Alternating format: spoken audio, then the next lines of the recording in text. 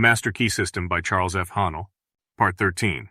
Physical science is responsible for the marvelous age of invention in which we are now living, but spiritual science is now setting out on a career whose possibilities no one can foretell. Spiritual science has heretofore been the football of the uneducated, the superstitious, the mystical. But men are now interested in definite methods and demonstrated facts only. We have come to know that thinking is a spiritual process, that vision and imagination precede action and event, that the day of the dreamer has come. The following lines by Mr. Herbert Kaufman, relating to people who first dream and then achieve, are interesting in this connection. They are the architects of greatness. Their vision lies within their souls. They peer beyond the veils and mists of doubt and pierce the walls of unborn time. The belted wheel, the trail of steel, the churning screw, are shuttles in the loom on which they weave their magic tapestries. Makers of empire, they have fought for bigger things than crowns and higher seats than thrones. Your homes are set upon a land that dreamers built to greatness. The pictures on its walls are visions from the souls of dreamers. They are the chosen few, the blazers of the way. Walls crumble and empires fall. The tidal wave sweeps from the sea and tears a fortress from its rocks. The rotting nations drop from off time's bow, and only things the dreamers make live on. Part 13 tells why the dreams of the dreamer come true. It explains the law of causation by which dreamers, inventors, authors, organizers bring about the realization of their desires. It explains the law by which the thing pictured upon our mind eventually becomes our own. It has been the tendency, and, as might be proved, a necessity for science to seek the explanation of everyday facts by a generalization of those others which are less frequent and form the exception. Thus does the eruption of the volcano manifest the heat which is continually at work in the interior of the earth, and to which the latter owes much of her configuration. Thus does the lightning reveal a subtle power constantly busy to produce changes in the inorganic world. And as dead languages now seldom heard were once ruling among the nations, so does a giant tooth in Siberia, or a fossil in the depth of the earth, not only bear record of the evolution of past ages, but thereby explains to us the origin of the hills and valleys which we inhabit today. In this way, a generalization of facts which are rare, strange, or form the exception has been the magnetic needle guiding to all the discoveries of inductive science. This method is founded upon reason and experience, and thereby destroyed superstition, precedent, and conventionality. It is more than 200 years since Bacon recommended this method of study, to which the civilized nations owe the greater part of their prosperity and the more valuable part of their knowledge. Purging the mind from narrow prejudices, denominating theories, more effectually than by the keenest irony. Calling the attention of men from heaven to earth, more successfully by surprising experiments than by the most forcible demonstrations of their ignorance. Educating the inventive faculties more powerfully by the near prospect of useful discoveries thrown open to all than by talk of bringing to light the innate laws of our mind. The method of Bacon has seized the spirit and aim of the great philosophers of Greece, and carried them into effect by the new means of observation which another age offered, thus gradually revealing a wondrous field of knowledge in the infinite space of astronomy, in the microscopic egg of embryology, and the dim age of geology. Disclosing an order of the pulse which the logic of Aristotle could never have unveiled, and analyzing into formerly unknown elements the material combinations which no dialectic of the scholastics could force apart. It has lengthened life. It has mitigated pain. It has extinguished diseases. It has increased the fertility of the soil. It has given new securities to the mariner. It has spanned great rivers with bridges of form unknown to our fathers. It has guided the thunderbolt from heaven to earth. It has lighted up night with the splendor of day. It has extended the range of human vision. It has multiplied the power of the human muscles. It has accelerated motion. It has annihilated distance. It has facilitated intercourse, correspondence, all friendly offices, all dispatch of business. It has enabled men to descend into the depths of the sea, to soar into the air, to penetrate securely into the noxious recesses of the earth. This, then, is the true nature and scope of induction. But the greater the success which men have achieved in the inductive science, the more does the whole tenor of their teachings and example impress us with the necessity of observing carefully, patiently, accurately, with all the instruments and resources at our command, the individual facts, before venturing upon a statement of general laws. We ascertain the bearing of the spark drawn from the electric machine under every variety of circumstances, that we thus may be emboldened with Franklin to address, in the form of a kite, the question to the cloud about the nature of the lightning. We assure ourselves with the exactness of a Galileo, of the manner in which bodies fall, that with Newton we may dare to ask the moon about the force that fastens it to the earth. In short, by the value we set upon truth, by our hope in a steady and universal progress, by our resolve not to permit a tyrannical prejudice to neglect or mutilate unwelcome facts, we rear the superstructure of science upon the broad and unchangeable basis of full attention paid to the most isolated as well as the most frequent phenomena. An ever-increasing material may be collected by observation, but the accumulated facts differ in their value to assist the explanation of nature. And as we esteem most highly those useful qualities of men which are of the rarest occurrence, so does natural philosophy sift the facts and attach a preeminent importance to that striking class which cannot be accounted for by the usual and daily observation of life. If then, we find that certain persons seem to possess unusual power, what are we to conclude? Firstly, we may say, it is not so, which is simply an acknowledgement of our lack of information, because every honest investigator admits that there are many strange and heretofore unaccountable phenomena constantly occurring. Those, however, who become acquainted with the creative power of thought will no longer consider them unaccountable. Secondly, we may say that they are the result of supernatural interference, but a scientific understanding of natural laws will convince us that there is nothing supernatural. Every phenomenon is the result of an accurate, definite cause, and the cause is an immutable law or principle, which operates with invariable precision, whether the law is put into operation consciously or unconsciously.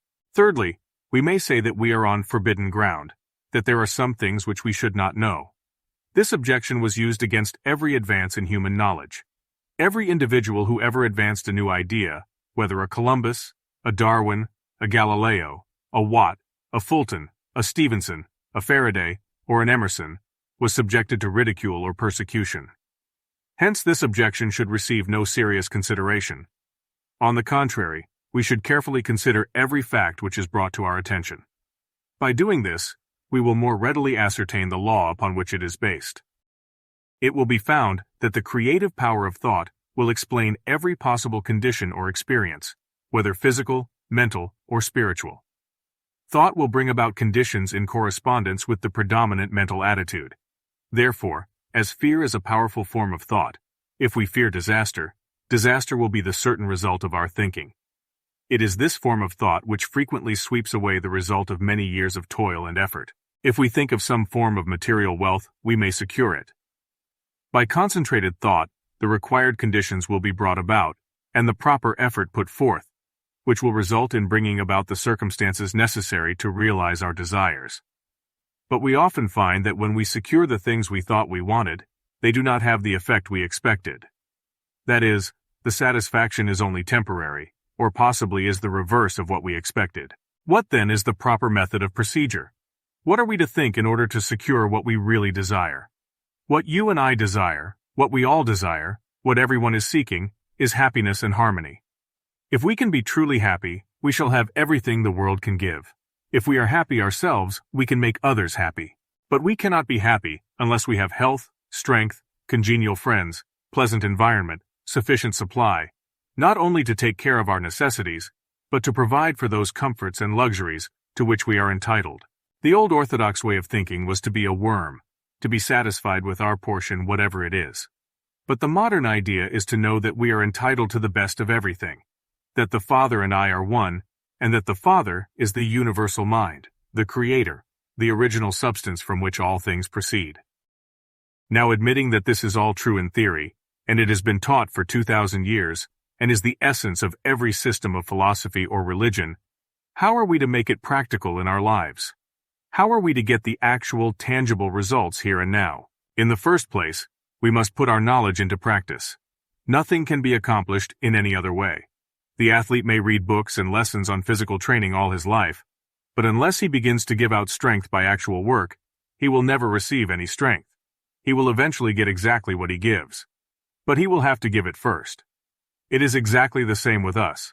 We will get exactly what we give, but we shall have to give it first. It will then return to us many-fold. And the giving is simply a mental process, because thoughts are causes and conditions are effects. Therefore, in giving thoughts of courage, inspiration, health, or help of any kind, we are setting causes in motion, which will bring about their effect. Thought is a spiritual activity, and is therefore creative.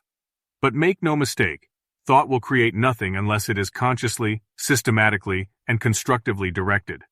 And herein is the difference between idle thinking, which is simply a dissipation of effort, and constructive thinking, which means practically unlimited achievement. We have found that everything we get comes to us by the law of attraction. A happy thought cannot exist in an unhappy consciousness. Therefore, the consciousness must change, and as the consciousness changes, all conditions necessary to meet the changed consciousness must gradually change in order to meet the requirements of the new situation. In creating a mental image or an ideal, we are projecting a thought into the universal substance from which all things are created. This universal substance is omnipresent, omnipotent, and omniscient. Are we to inform the omniscient as to the proper channel to be used to materialize our demand? Can the finite advise the infinite? This is the cause of failure, of every failure. We recognize the omnipresence of the universal substance, but we fail to appreciate the fact that this substance is not only omnipresent, but is omnipotent and omniscient, and consequently will set causes in motion concerning which we may be entirely ignorant. We can best conserve our interests by recognizing the infinite power and infinite wisdom of the universal mind. In this way, we become a channel whereby the infinite can bring about the realization of our desire. This means that recognition brings about realization. Therefore, for your next exercise, make use of the principle, recognize the fact that you are a part of the whole, and that a part must be the same in kind and quality as the whole, that the only difference there can possibly be is in degree. When this tremendous fact begins to permeate your consciousness, when you really come into a realization of the fact that you, not your body, but the ego, the I, the spirit which thinks, is an integral part of the great whole, that it is the same in substance, in quality, in kind, that the Creator could create nothing different from Himself, you will also be able to say, "The Father and I are one," and you will come into an understanding of the beauty, the grandeur, the transcendental opportunities which have been placed at your disposal. Increase in me that wisdom which discovers my truest interest, strengthen my resolution to perform that which wisdom dictates. Franklin. Part 13 Q&A. What is the method by which natural philosophers obtain and apply their knowledge? To observe individual facts carefully, patiently, accurately, with all the instruments and resources at their command, before venturing upon a statement of general laws. How may we be certain that this method is correct?